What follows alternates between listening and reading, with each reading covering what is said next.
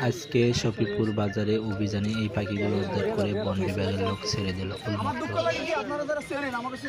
অবশ্যই চিনি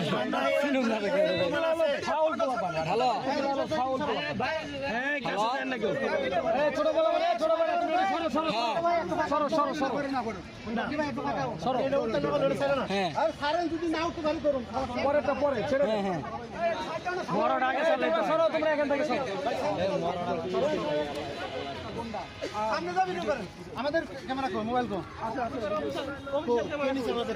লাগবে না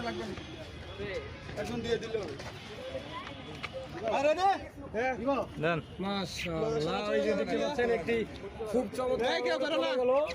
মাশাআল্লাহ মাশাআল্লাহ মাশাআল্লাহ চলে যাচ্ছে এগুলো সবগুলো উড়ে চলে যাচ্ছে হাততালি দাও মাশাআল্লাহ এখানে সবগুলো পাখি রিলিজ হয়ে গেছে